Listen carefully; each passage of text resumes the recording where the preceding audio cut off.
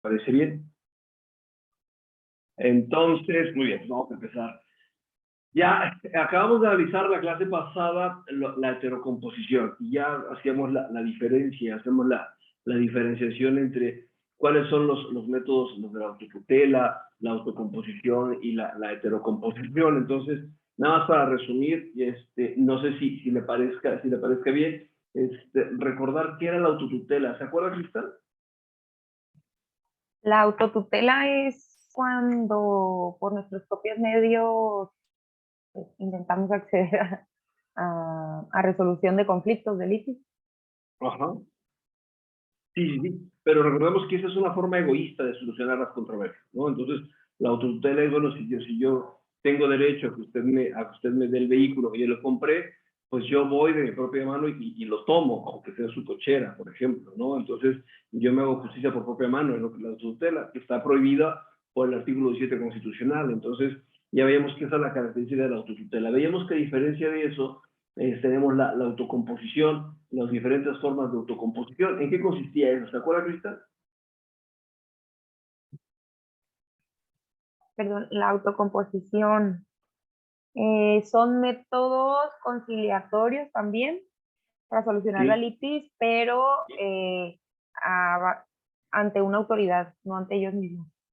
O bueno, puede ser, algunos son ante ellos mismos, como nos mencionaba, cuando anexan las cláusulas de terminación de contrato, que esto quiere decir que ellos van a decidir cómo y cuándo termina el contrato, sin necesidad de presentarse ante un órgano jurisdiccional a que dictamine la rescisión del mismo, la Es correcto, terminación sí. del mismo, perdón. Es correcto, gracias, mi amable, es correcto. La autocomposición, decíamos que al igual que la autotutela, las partes en el conflicto, las partes en la litis resuelven esta litis, pero a diferencia de la autotutela, que es egoísta, la autocomposición es egoísta, ¿no? Digo, no, a diferencia de la autotutela, que es egoísta, la autocomposición es altruista, es decir, son generosos, me deshizo, me otorgan el perdón, me allano, etcétera. Cuando es una de las partes soluciona, en beneficio del otro, ¿no? Entonces, eso lo decíamos que era la autocomposición. Andrea Stephanie, ¿cómo está? Buenas tardes, bienvenida. ¿Está por ahí? Sí, buenas tardes, maestro. Hola,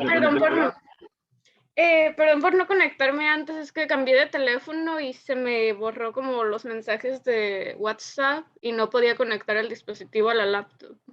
No se preocupe, al contrario.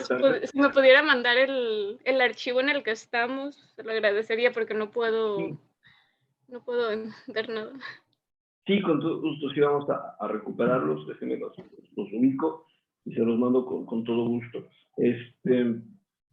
Bien, estábamos analizando, y vamos ahorita en el quinto, ¿verdad? Voy a mandar el quinto y el sexto, lo voy a enviar. Ya está, parece que ya está. Entonces, bien, estamos recapitulando, no se preocupe, todos estamos recapitulando qué era la autotutela, que decíamos que era esta forma de solucionar la controversia de forma egoísta por una de las partes, por eso es que es autotutela, la autocomposición, que es una forma altruista, la solución también es de las partes, pero es de forma altruista, se desisten, se allanan, otorgan el perdón, son las formas altruistas. Y ya empezamos a ver la heterocomposición, que es solucionar la litis. Si alguna de ustedes me pudiera hacer favor de recordarme qué es la litis, yo se los voy a agradecer muchísimo. Un conflicto jurídicamente calificado en la que existe una parte que pretende y la otra que resiste. Es perfecto, muy bien, es muy de Carneluti, ¿no? Excelente, Cristal, muchas gracias. Entonces sí, es un conflicto jurídicamente calificado que se caracteriza por una parte que pretende y la otra parte que resiste. Entonces, sobre esta hipótesis, como tenemos una parte que pretende que resiste, pero buscamos una tercera parte que nos pueda ayudar a solucionar la controversia. Entonces, ya veíamos ahora sí el mediador, el conciliador, el ombudsman, esta persona que nos va a ayudar a arbitrar, el árbitro, son terceros ajenos a la controversia, son terceros que no es la parte que pretende, no es la parte que resiste, sino que es un tercero que plantea, que resuelve o que ayuda a solucionar el conflicto. Entonces, con esto empezamos ya a analizar y empezamos a ver qué era el proceso. El proceso ya es cuando un juez va a resolver la controversia, cuando un juez es el encargado de solucionar la litis. Entonces, A eso nos referíamos con el proceso, que sigue esa formalidad esencial del procedimiento. Entonces, vamos a empezar el día de hoy ya a analizar el derecho sustantivo y el derecho instrumental. ¿Por qué es tan importante esta materia? ¿Por qué la teoría general del proceso es tan importante? Primero, porque decíamos que son estas dos salas de la carrera de Derecho. Es decir, vamos a ver cuáles son los derechos que yo tengo, el derecho sustantivo, y vamos a ver cómo los puedo hacer valer, el derecho procesal. Esas son las dos ramas, las dos vertientes son sumamente importantes para un estudiante de Derecho y para la carrera de Derecho en general. ¿Qué es el derecho que yo tengo y cómo lo puedo ejercer? Entonces, una forma es, el derecho sustantivo es esta parte a la cual yo tengo la posibilidad de acceder, y la otra es cómo voy a acceder a eso, ¿sale? Entonces, si gustan, empezamos con este archivo número 5, que tiene que ver entre el ordenamiento jurídico de derecho sustantivo y el derecho procesal o instrumental. ¿Qué diferencia hay? Ahorita la vamos a analizar. Entonces, si les parece bien, comenzamos. Y dice la diapositiva número 2, dice: el ordenamiento jurídico contiene, por un lado, normas que establecen derechos y obligaciones, facultades y deberes para las personas, y que prevén normalmente las sanciones que deben aplicarse a aquellas cuando incurran en incumplimiento. Al conjunto de estas normas jurídicas se les suele denominar derecho sustantivo o derecho material. Esta parte es el derecho sustantivo, ¿vale? Los derechos que yo tengo como persona. Entonces, el derecho sustantivo es en oposición al derecho instrumental. Si me hacen el favor de leerla otra vez y me definen, ¿cómo definirían ustedes al derecho sustantivo? ¿Sustantivo o material? Quien guste. Puede ser el ordenamiento jurídico que contiene las normas, derechos, obligaciones y facultades, también deberes para las personas, y también prevé las sanciones en caso de incumplir las anteriores. Ok, muy bien. Vamos a empezar entonces. Derechos, obligaciones, facultades y deberes. ¿Qué diferencia hay en eso? Díganme, por favor, ejemplos. ¿Qué es un derecho? ¿Qué es una obligación? ¿Qué es una facultad? ¿Qué es un deber? Podría ser un derecho, es como con el que se nace, como al nombre, a los alimentos. Sí. Obligaciones sería, por ejemplo, un padre tiene la obligación de darle manutención a los hijos, de darles alimentos, o una madre. Es correcto. De darles los apellidos también. Facultades podría ser como las capacidades, lo que podemos hacer como personas, como los miembros de una sociedad. Sí. Que no tenemos que hacerlo, pero lo podemos hacer, por ejemplo. Es facultativo, es correcto. ¿Y qué más eran las sanciones? No, deberes. Y deberes, y el deber. Deberes sería como, no sé, ir a la escuela o cosas así. Ok, sí, esto es interesante porque... Perdón, profe. Sí. El deber no es una condición una condición de la cual no tiene una sanción si no se cumple, a diferencia de una obligación. No necesariamente. Es importante analizar me gustaría muchísimo partir del concepto de obligación, porque el concepto de obligación es el que nos da, es el punto medio que nos da justamente esta posibilidad. No sé si alguna de ustedes ya habrá tomado la clase de obligaciones anteriormente, sino el concepto de obligaciones es sumamente importante, porque decíamos que el derecho sustantivo y el derecho instrumental son los más importantes. Y para entender el derecho sustantivo tendríamos que entender las obligaciones necesariamente. Estamos grabando la clase, pero si quieren apuntar el concepto de obligaciones, si no lo tienen ya, pues voy a agradecer muchísimo. ¿Qué es una obligación? Va a estar grabada y la voy a subir sin problema. La obligación es una relación de naturaleza jurídica entre dos sujetos. Un sujeto activo llamado acreedor y un sujeto pasivo llamado deudor. Donde este último, el deudor, se encuentra la necesidad jurídica de hacer una prestación, de dar, de hacer o de no hacer. Por su parte, el acreedor, el sujeto activo, tiene la facultad de exigir o recibir la prestación. ¿Vale? Eso es una obligación. Entonces, necesitamos estar en esta necesidad jurídica, hacer ya la prestación, ya tiene que hacer, por eso es que dice que es el deudor. Evidentemente, sabrán ustedes, por supuesto, cuando una persona es deudora. Vamos a imaginarnos este caso, ¿sale? Imaginémonos que yo le pido prestado a Stephanie, que en diciembre, a Stephanie le pedí prestado la cantidad de 20,000 pesos, por ejemplo, ¿sale? Y yo me comprometí a pagársela a Stephanie el día 16 de febrero del 2022. Yo le dije, ¿sabe qué? Ahorita ocupo 20,000 pesos, pero yo voy a recibir el dinero en enero y en febrero, y ya más tardar el 16 de febrero le escribo un documento en donde yo me comprometo a pagarle los 20,000 pesos el día 16 de febrero. ¿Vale? Hoy es 16 de febrero.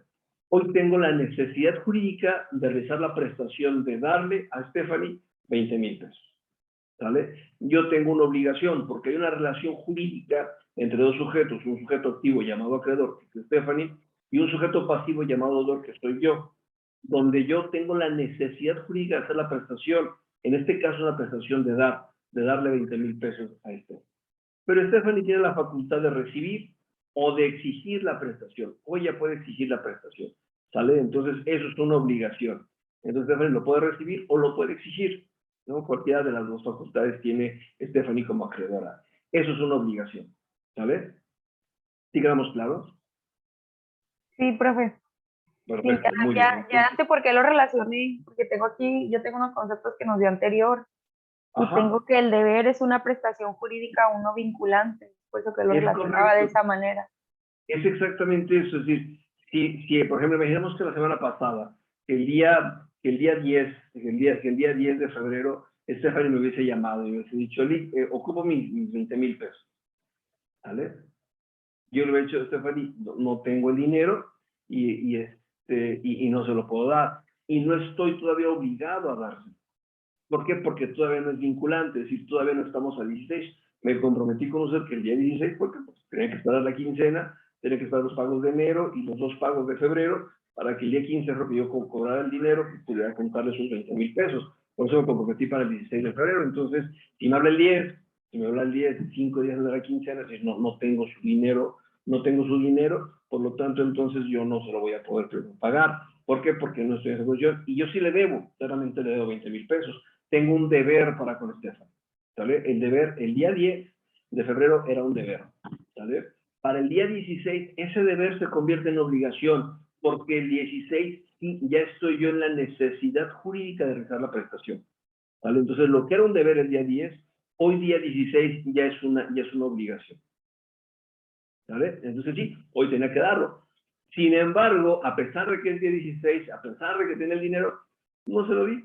No me importó, me fui a la playa, me fui a tomar con los amigos y no di el dinero a Stephanie, ¿vale? Incumplí con mi obligación. ¿Qué sigue después de incumplir con la obligación? Sigue la responsabilidad. La responsabilidad es una obligación de segundo grado y tengo yo que reparar los daños que causé por el incumplimiento de la obligación. Entonces, si podíamos hacer como una línea de tiempo, entonces antes del día 16 de septiembre, perdón, 16 de febrero, era un deber. El día 16 de febrero era una obligación. Y después del 16 ya tengo yo una responsabilidad, ¿sale? Ya tengo que responder por el incumplimiento de mi obligación, por eso se llama responsabilidad. Entonces, eso es un deber, eso es una obligación y eso es una responsabilidad, ¿sale? ¿Por qué? Porque estamos en esta línea. Entonces, sí, claramente, lo que para mí entonces es una obligación, para Stephanie es un derecho, ¿vale? Es esta prestación que yo tengo que dar. Bueno, pues Stephanie tiene la facultad de recibirlo o el derecho de exigirlo, según el caso, ¿sale? Entonces, sí podía pagarlo antes. Resulta que llegó el día 15 de febrero, me pagaron mi quincena a tiempo como debe de ser, entonces ya junté los 20,000. No ha llegado el 16, pero yo tengo el día 15, y el día 15 le hablo a Stephanie, le digo, ¿sabe qué, Stephanie? Ya tengo yo su dinero, si me manda un número de tarjeta yo se lo deposito con todo gusto, y ya cumplo yo con mi obligación. Sale con mi deber, en este caso el día 15 era un deber, cumplo con mi deber antes de que se haga obligación, y Stephanie tiene la facultad de recibirlo, ¿sale? Entonces, ese es un deber, esa es una obligación y esa es una responsabilidad, ¿sale? Nada más ubíquense en esta como línea de tiempo cuando no alcanza a ser una obligación, antes es un deber. No sé si me expliqué, no sé si vamos claro.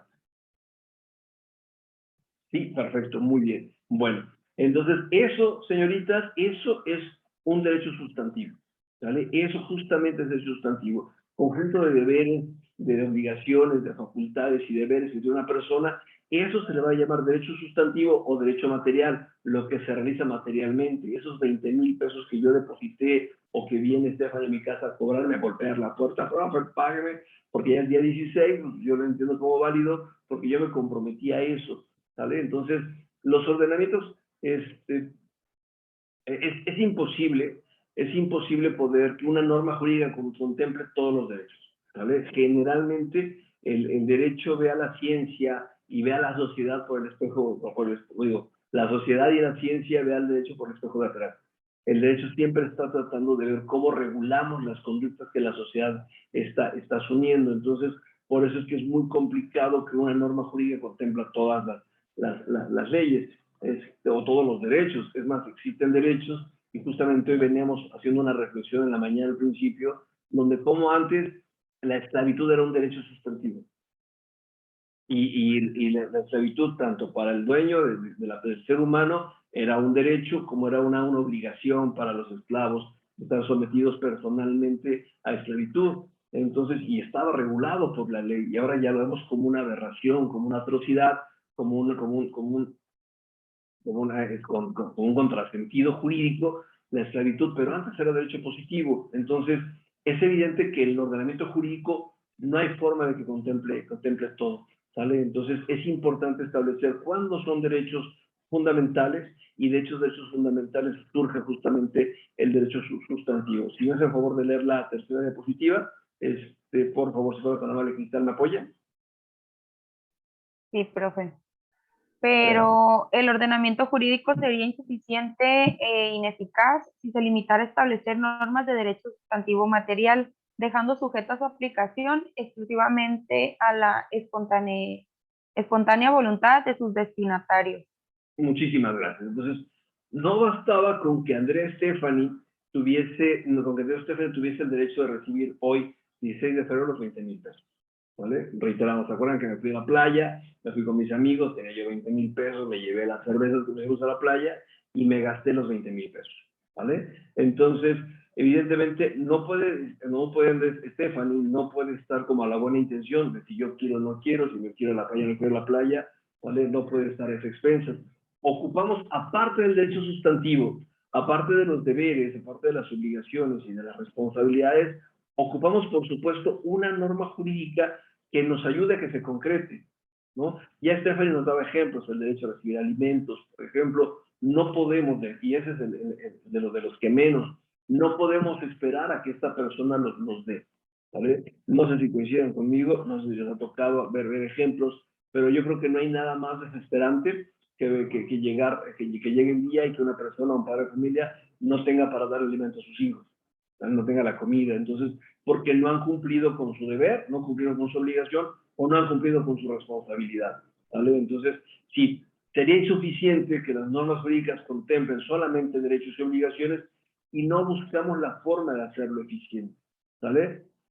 Claramente, muchas de las ocasiones las personas cumplen con su obligación, ¿no? Seguramente ustedes cumplen con sus obligaciones, más desde que son deberes cumplen con sus deberes, van y pagan su colegiatura, van y pagan su renta o pagan la mensualidad de su casa, etcétera. Seguramente cumplen con sus obligaciones, pero lo que necesita el derecho, y justamente para lo que están estudiando ustedes, es para cuando no se cumple espontáneamente ese deber o esa obligación. Entonces, claramente, si todos cumpliéramos con nuestros deberes y con nuestras obligaciones, si no hubiese esas personas que no cumplen con sus obligaciones, no habría abogados, ¿no? Como todo el mundo cumple con sus obligaciones y con sus deberes, entonces, pues evidentemente jamás habría conflictos, ¿vale? Pero no, la realidad es que muchas veces las personas no cumplen con esos derechos, no cumplen con esos deberes, entonces se hace necesario que se implementen normas jurídicas que lleguen a concretar esos derechos sustantivos. Entonces, vamos a ver, por favor, la siguiente diapositiva. No sé si Andrea Stefani ya tenga acceso a las diapositivas. Leamos la número 5, por favor. Sí, maestro. ¿Es por esta razón? Sí, por favor. Por esta razón, al lado de las normas de derecho sustantivo o material, el ordenamiento jurídico también contiene normas de derecho instrumental, formal o adjetivo, que son aquellas que prescriben las condiciones y los procedimientos para la creación y aplicación de las primeras, así como la integración o competencia de los órganos del Estado que deben intervenir en dichos procedimientos. Bien, muchísimas gracias. Andrea Flores, ¿cómo está? Buenas noches, buenas tardes, bienvenida. ¿Cómo le va? Buenas tardes, maestro. Gracias. ¿Todo bien? Qué bueno, qué gusto. Va. Estamos analizando ya el archivo número 5, estamos en la diapositiva número 5 justamente, y estábamos señalando, ya decíamos un momento, que se está grabando la clase y la voy a subir al ratito a YouTube para que la vean los compañeros, y ya hemos analizado qué son los deberes, qué son los derechos y qué son los deberes, qué son las obligaciones y qué son las responsabilidades, y decíamos que es este conjunto de normas que establecen eso, se llama derecho sustantivo, ¿vale? Entonces, el derecho a recibir alimentos, la obligación de indemnizar en caso de incumplimiento de obligaciones, etcétera. A ese conjunto de normas se llaman normas sustantivas, ¿vale? Sustantivas o materiales. Pero a mí se me hace muy fácil recordar como normas instrumentales aquellos instrumentos que nos sirven para realizar el derecho sustantivo, ¿vale? Entonces, no basta entonces con una norma de derecho sustantivo, no, como decía Andrea Stefani, no basta, por ejemplo, el derecho a recibir alimentos, ¿vale? No basta con que la ley fije quiénes tienen que brindar alimentos, quiénes tienen que dar alimentos, y no nos dice cómo lo van a hacer, quién lo va a realizar, ¿vale? Y cuáles son las autoridades que pueden concretar esos derechos. Entonces, en ese caso específico son los instrumentos que nos van a llevar a concretar nuestro derecho sustantivo. A eso se le llaman normas instrumentales, ¿vale? Formales o adjetivos. Entonces, cuando escuchen ustedes derecho instrumental, derecho formal o derecho adjetivo, son justamente estas normas que son los instrumentos que nos ayudan a concretar los derechos sustantivos. No sé si vamos claros, no sé si aquí tengan alguna pregunta o alguna duda. Sobre todo Andrea Flores, que se está incorporando recientemente. Profe, tengo una duda. Entonces un instrumento, una norma instrumental sería, por ejemplo, el Código de Procedimientos de Baja California. Claramente, sí, así es. Ok. Muy bien. Gracias. Y si usted trabaja para el Poder Judicial del Estado, por ejemplo, la ley orgánica del Poder Judicial del Estado que nos dice cuáles son los órganos, después se llama ley orgánica, cuáles son los órganos del Estado que van a configurar el Poder Judicial, quién es el juez, quién es el secretario de acuerdos, quién va a ser el oficial de partes, el oficial mayor, etcétera. Esos órganos del Estado, esa ley orgánica también son instrumentos, ¿vale? Que nos va a ayudar con el procedimiento para poder concretarlo. No cualquier persona va a dirimir controversias, tiene que ser un juez y ese juez tiene que estar designado por una ley orgánica, ¿vale? Entonces sí, tanto el Código de Procedimientos, la ley orgánica, esos son instrumentos que nos van a ayudar a concretar un derecho, ¿vale? ¿Qué otro derecho, aparte del derecho a recibir alimentos, qué otro derecho sustantivo se les ocurre? Una vivienda. El derecho a la vivienda. Sí, por ejemplo, esta parte, imaginemos que yo saqué mi crédito ya de Infonavit o de Fobiste, yo ya saqué mi crédito, que ya compré mi casa, pero mi casa tiene vicios ocultos, ¿vale? Entonces, resulta que la constructora que vendió la casa está inevitable, resulta que llovió, por eso con el clima como está cambiando ahorita, imaginemos que ahorita llueve y que mi casa se moja todo lo que hay dentro y que es inhabitable.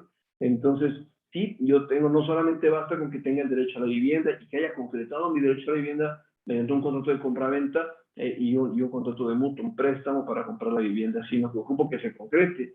Si la constructora no me brindó el servicio como tendría que ser, no me dio la casa como tendría que ser, yo necesito tener a la mano los instrumentos para demandar que se me cumpla mi contrato. Cristal, a sus órdenes.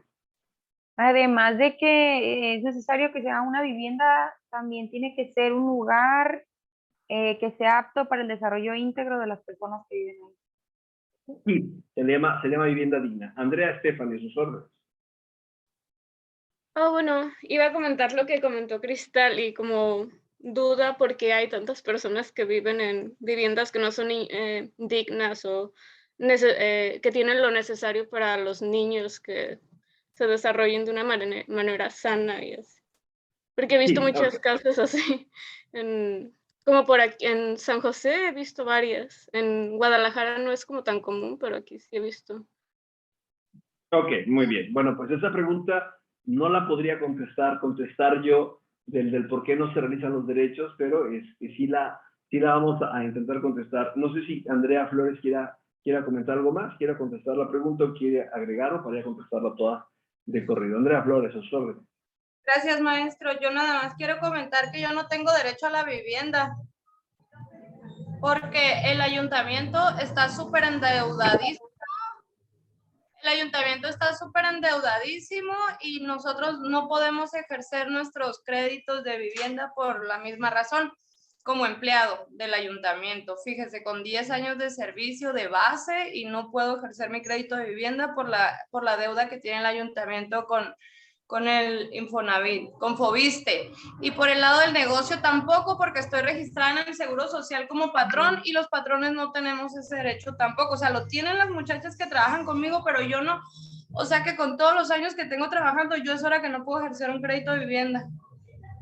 Ok, muy bien. Bueno, vamos a empezar a contestar todo esto porque ahora está más difícil la pregunta, ¿no? La pregunta el derecho que se le ocurrió a Cristal explotó ahorita en la clase y se está grabando y la va a subir, entonces explotó de forma delimitada. Bien, sí tiene derecho y justamente es esto, o sea, y es lo que justamente decíamos nosotros ahorita y nos va a servir muchísimo la clase para eso.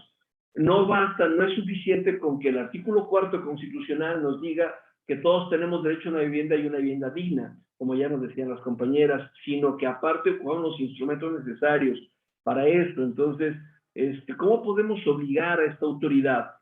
Porque no solamente es autoridad, sino que ejerce todavía como patrón. Es decir, ¿cuál es el problema que tiene no solamente Andrea Flores, que tiene un trabajo, que tiene, no escucho, 2 trabajos, ¿no? Qué suerte, tiene 2 trabajos, tiene 2 ingresos y no puede concretar su derecho a la vivienda. Hay muchas personas que lo concretan, pero no con vivienda digna. Y vayámonos más allá. Hay mucha gente que no tiene ningún trabajo y no tiene más derechos. Una cosa es tener derecho y otra cosa es cómo concretar ese derecho.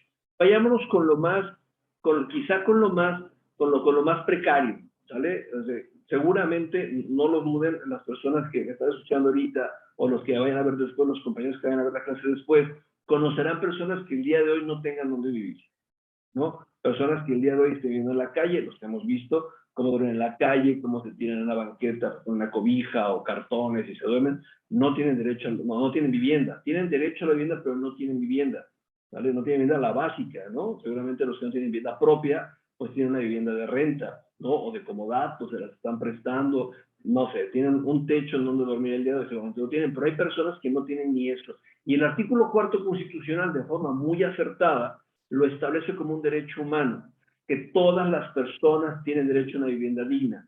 ¿Cómo llegar a ella? Mediante comodato, mediante arrendamiento, mediante arrendamiento, comodato o propiedad, ¿no? Una casa propia, mediante un contrato de compraventa. Entonces, esas son las formas de realizar ese derecho, ¿vale? Entonces, son los derechos sustantivos.